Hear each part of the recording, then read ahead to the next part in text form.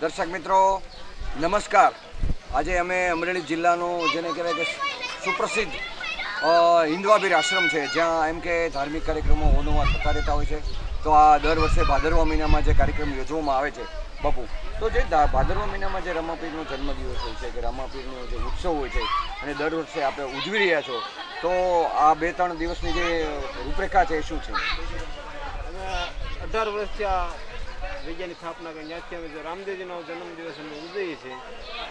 દર વર્ષે ભાદરવી નોમ દસમને 11 નોમનો મેળો ચડે, દસમનો રામદેવજીનો જન્મ અને 11નો મેળો, આ રીતનું અમે આયોજન કરીશું। જે કાંઈ ફંડ ફાળો થાય અમે લૂલી લંગડી અપંગ બીમાર તેમજ ગાયોના લાભાર્થે અમે જે કાંઈ ફંડ ફાળો થાય કરીએ છીએ અને 350 અમે ગાયો રાખીએ। બરાબર। આજનો શું કાર્યક્રમ છે? આજે કેટલામો દિવસ છે અને શું આવતા દિવસે? ત્રીજો દિવસ।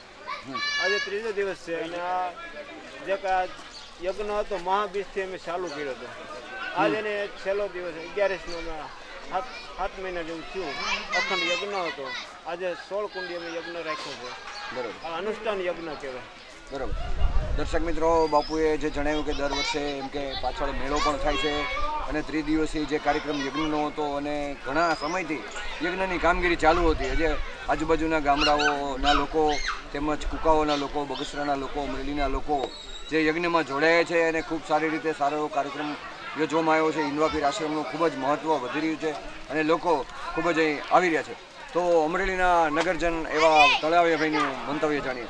તળાવિયાભાઈ, આપણે દર વર્ષે સમૂહ લગ્નમાં અહીંયા હાજરી આપો છો, તમારી યથાશક્તિ પ્રમાણે આર્થિક રીતે, માનસિક રીતે, બધી રીતે તમે ટેકો આપી રહ્યા છો। તો શું હિન્દવાપીર આશ્રમમાં જે કાર્યક્રમો થઈ રહ્યા છે એ શું છે અને આવતા દિવસમાં જે સમૂહ લગ્ન થવા જઈ રહ્યા છે એ શું છે? આ બાપુના આંગણે હિન્દવાપીર આશ્રમ છે। અહીંયા લૂલી લંગડી ગાયોની સેવા કરે છે બાપુ। 300-350 ગાયો છે અને અહીંયા હિન્દવાપીર આશ્રમ છે અને ગાયો 300-350 અહીંયા ગાયો છે અને બાપુ અહીંયા ગાયોની સેવા કરે છે અને સમૂહ લગ્નનું આયોજન પણ કરેલ છે। 6/1/2025ના રોજ સમૂહ લગ્ન, ભવ્ય સમૂહ લગ્નનું આયોજન કરેલ છે। અહીંયા 3 દિવસનો મેળો પણ થાય છે અને અહીંયા ઉત્સવ, રામાપીરનો ઉત્સવ પણ ઉજવાય છે સવારે 4 વાગે અને બાપુ જાતે મહેનત, બહુ સારી મહેનત કરે છે અને આશ્રમ સારી રીતે ચલાવે છે અને ભક્તો જાજા આવે છે। નવા જૂના વાઘણિયા હિન્દવાપીર આશ્રમ ખાતે અત્યારે નોમ દસમ 11નો ભવ્ય અહીંયા મેળો હતો, નોમના નેજા હતા। કાલે દસમના રામાપીરનો જન્મોત્સવ હતો। આજે 11 કુંડી ભવ્ય હવનનું આયોજન છે। ગૌશાળામાં 350થી વધારે ગાયો છે અને બાપુ પોતે એની સેવા કરે છે જાતે। આમાં આ બધું અમારી નજરે જોયેલું છે અને હમણાં દિવાળી પછી પહેલા મહિનામાં જાન્યુઆરીમાં સમૂહ લગ્નનું આયોજન છે।